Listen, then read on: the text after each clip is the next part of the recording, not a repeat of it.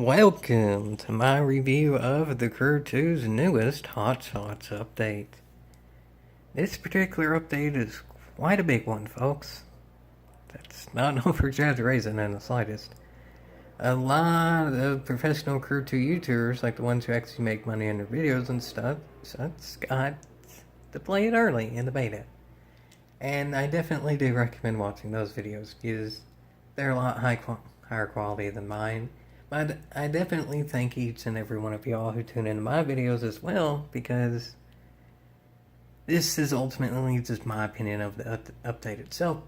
But for those of y'all who are here more to see the content itself instead of an opinion of it, what the reviewers got is actually somewhat different than what the general public has now, aka what I'm reviewing, because the main draw of the update, the summit, being this one, is different than what was in the beta. It's not necessarily a good or bad thing, just what I'm saying is watch the beta more to see the cars and the visual upgrades and such than the actual events. AKA, what I'm going to cover is mainly the events, and they are quite awesome. I'll end with the vehicles and customization and all that, but first is the events. And the main one is the summit. While we have gotten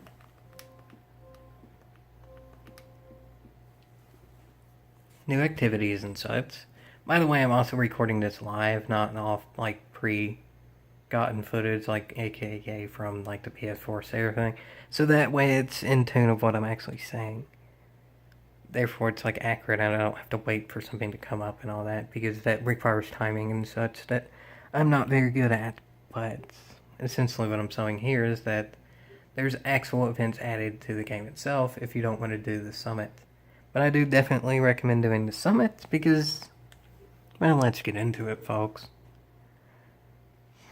If y'all remember from the Crew 1, the summit has a lot of different events and rewards for doing those events. It's the same in the Crew 2, except, well, the Crew 2 just has more varied of things to do. The Crew 2 has planes and boats and a lot of different things as well. Granted, the Crew 1 actually had a motorcycle stunt thing, which I hope was added later in the Crew 2. It's not there yet. That was cool. I like doing that. But still a lot of different stuff too. That's why I said the game ain't perfect, but it's quite credible now. Also, to begin with is, well, the rewards for the events and the different events themselves. You can see the rewards for all of the upcoming events. They are quite cool. And one thing y'all might also be able to notice is that no matter how much you grind in the game, no matter what you're necessarily going for, your end goal, you're still going to get stuff. And that is quite awesome. A lot of the reviewers who did this in the beta said that the main reward of this update is for the grinders. And to an extent, I agree, and I'll get into that more in a minute. But no matter how you play the game, it definitely does help doing the summit. Because it's a lot of varied events that creates good gameplay no matter what you're into, because, well, a lot of things are offered. There's 9 different events in total, each different. And you still get the general parts and stuff for doing those events like usual, plus however much you rank up throughout the bronze, silver, gold, platinum, you get the different stages of rewards along the way. So, yes, grinding obviously helps. The more you grind, the better chance you have a platinum, but to the specific events. I already have platinum, but I haven't even done one of the events yet. Also, y'all can take my general gameplay as you may, but I will say this to begin with. This is sort of a negative, all things considered. It does give you a reason to play the game more, but it's sort of bad reason to. They require certain cars in summit events. Remember how the Crew 1 actually got its summit events and the Wild Run update, which was paid DLC. Well, this is free. It's also not the best for a money-making method. There's no PvP mode in this, and the events themselves don't actually get you any more money. It's just you go for the rewards, getting bronze, silver, gold, platinum. So aka, it's not the easiest thing to do to get the cars to be able to enter some of the events. Just for this one in particular, I didn't have the P51 Mustang. I bought it. It was over 400,000 credits, aka I'm now down to 245,000 credits, and the Red Bull for this event cost at least 418,000 credits, as much as 1 million credits depending on the one you get. Just reference, I'm Icon 283. If you play the game, you know what that means, but essentially what I'm saying is no, I'm not the best, but I think it's fair to say I'm far from the worst. But I do have platinum in event, all things considered, too. Granted, that's sort of relative, too, because as y'all can see by the rankings, if you haven't already figured it out, the rankings are done by the literal rankings, meaning where you are ranked person compared to person. But the events give you overall points. I don't really like this system. I'm not even 100% sure how the points are calculated. In general, the obvious thing of the better you do, the more points you get. But for a specific example, in this drift event, I have 130,000 points. Last time I was checked, I was ranked about 600th worldwide. Out of, I'll say, roughly 20,000 people. I can't remember the exact number. But yet in this boat event, also about 20,000 people, I'm ranked about 200 something, and I have less points. Maybe it has something to do relative to like the best score or something, but that's iffy too, because y'all already know from, especially if you played back into Crew 1 days, Crew 1 and Crew 2 both have a lot of exploits, especially that the very top of the top players can find, which is why I can't exactly give the game a perfect score, but in general the gameplay is quite fine. Because these new events are truly new. Like this particular Rally Raid event is actually a new one added. It hasn't been in the game before. Which gives whether you're casual or more of a grinder type player a reason to play it more because, well, it's a fun event to do. It's actually quite challenging. There's a lot of narrow bits in the event itself that makes it where it's not completely full throttle throughout like a lot of the previous Rally Raid events have been.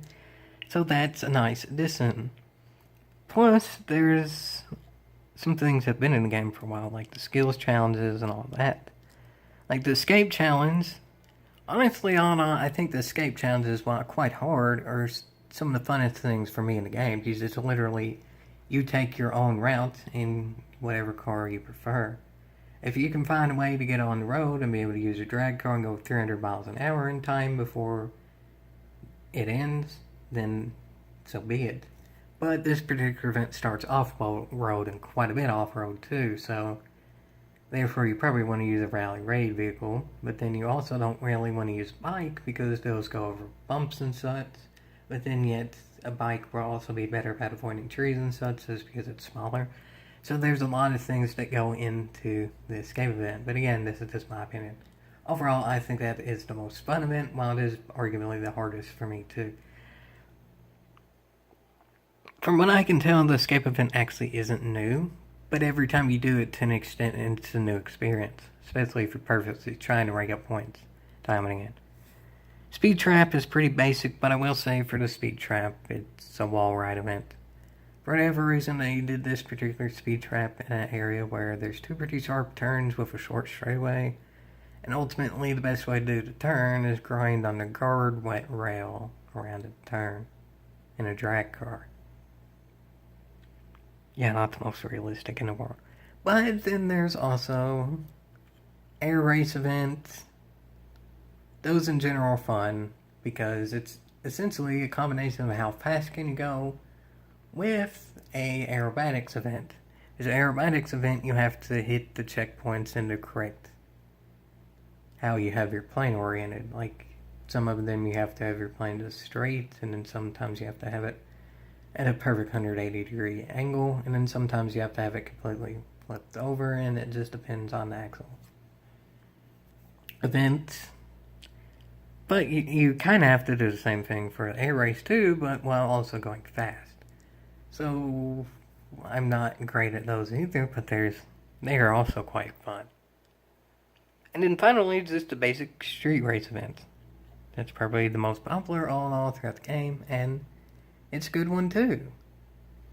It's actually done in the snow, and there's quite a few actual turns that have to be done that aren't full throttle, so there's strategy in it. By far the best vehicles for that type of event are bikes, but cars will work somewhat, especially in this particular event too, because it's snow. Take something four-wheel drive and heavy, like the Nissan GTR, which in general is one of the better ones anyway, or the Lamborghini Huracan, and it will compete pretty close to the bikes will. To an extent, it's sort of what you prefer to, unless you're going to try to be the very best, which I ain't even doing that. Because, as y'all can see, I'm already platinum. And once you get to platinum, no matter how high up you get, it's the same reward. So essentially, whatever you're going for, no matter what level you are through the game, you may not just physically have the parts to be able to get platinum, but as long as you just barely squeak into whatever your goal is, bronze, silver, gold, you're there, you're good, you get whatever the reward is. But again, I'll reiterate too, I just don't necessarily look at points as much as look at overall ranking. While the overall rankings are decided by points, the rewards are decided by rankings. Yeah, that's still messed up. But overall, I would give the summit events how it's done about a 9 out of 10. It's annoying that some events allow you to buy cars, but there's some reasoning in it too, because it does mean you play the game more to get those cars. You play the game more in a sense of not all that rewarding, because you just do the same event that gives the most money over and over. Instead of one way they could do it, maybe if they require you to have cars in a certain event, that you have to do certain events to unlock that car. I feel like that would be the better way of going about that, but whatever. And then just overall points versus a ranking system is kind of confusing. But other than that, the summit event is quite incredible. It does utilize all aspects of the new vehicles, like you do use a boat, you do use a plane. I'm sure in the future, and y'all can look for yourselves too, there'd probably be like a monster truck stunt thing. And there's even events too where you use different vehicles and not really where they go. Like, for example, there's already one in the game in which you use monster trucks on the road. Probably something like that would be featured too. Or maybe you use a Formula 1 to try to go down, like, off-road or something like that. Like, go off a dirt path. That would be kind of fun. Events like that exist too throughout the summit events. And, well, there you have it, folks. That's my review of that. It's quite incredible. Now I'll just touch on some small things, being like the vehicles and customization and all that, and just give my opinion on it. While this has already been featured exactly, like this was exactly in the beta and in the main game, I'll still sell it some, but y'all may have already seen it at this point, which is perfectly fine. To do this, you can walk up to it in the physical area they give you, like if you like that sort of thing, but really I'll just use the menus. So you can go to the menus and then go from there. How to do this is just go on the main tab. I went one over because I'm doing this live. Not the easiest control in the world one-handed, but it's doable. And then it gives you all the options here. If you want to go to the added customization that's new for update is here. And then it has the cars and sets there. So anyway, to the added smoke for the tires, neon, stuff like that. And it's very much quite unique. I'll definitely give it that. Tires, there are different colors, plus like the tread of the tires even has colors too. How that works, I don't care, because it's an arcade game. Not gonna question it. Does it look cool?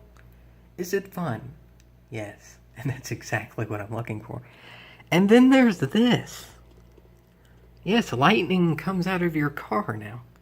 Like you go drifting, And your Viper painted in Mopar colors with that blue smoke that pretty much matches the Mopar colors, and that's like all of the yes.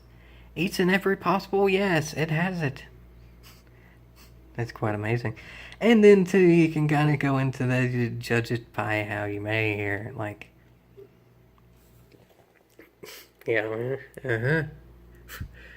y'all can judge if you like that sort of thing or not. I'll leave that up to y'all. But then there's a lot of other customization options too. Like you can have the different color smokes, the different color wheels, and the different designs in which the smokes are. Now to the vehicles. The vehicles are quite cool as well.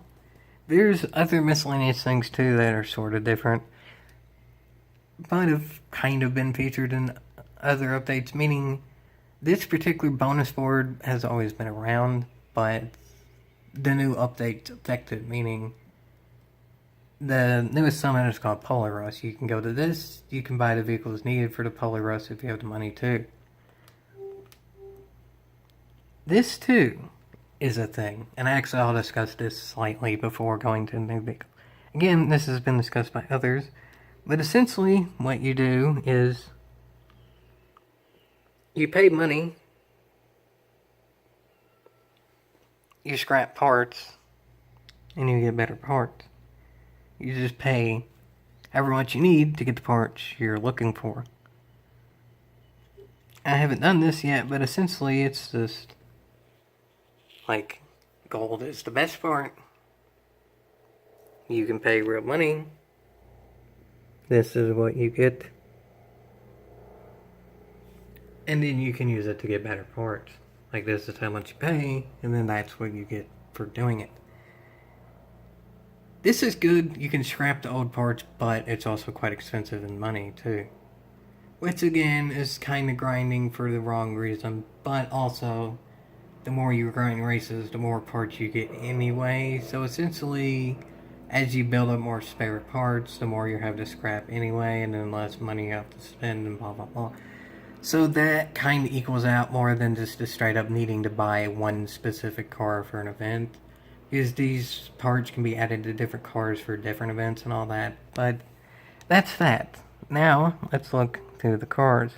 Oh, and there's this. You can pay real money. Don't ever pay real money. Ever. I'm not getting into that whatsoever. But don't ever pay real money. Ever. Don't do it. Cars. You can buy with in-game money, obviously. I'm not going to go over everything, because honestly there's probably some stuff I'm going to forget. I think there's an Acura something or another. Yes, this is one of the new ones. Oh, that's actually quite cool. If y'all don't know what this is already, once you get to a certain icon point, which, for example, I'm icon 283, you can unlock cars throughout the game. You can also buy them if you want, but if you're going to unlock them anyway, you might... Actually, no, this one's just this one's actually just unlock by icon block. Some of them you can buy, some of them you can unlock. So that's quite cool. This actually gives you a reason to play the game too. If you happen to just really want this car, and play the game enough to get to here, and you get this car. That's cool. Acura NSX Group 3. GT3. Group 3 is in like what it would be in GT Sport. Next thing is the new Bugatti Divo. Which is... Yeah, that might be... No, I don't think that's new. This is the Divo. And it's ungodly expensive. But it is in real life too, so...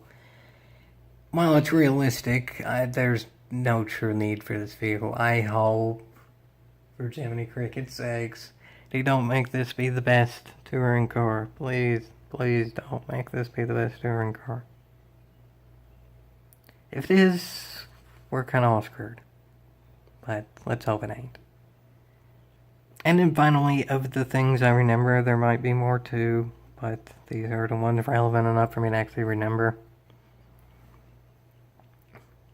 Oh wait, I actually just remembered one off the top of my head. There's a Chevy Corvette Z06 somewhere that hopefully will show up quite easily to see. Corvette. is, well, up here.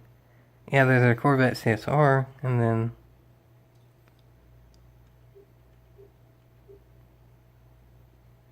GR1. So you get the ZR1 and then its race car variant. Is that it? But the one that I was thinking of is the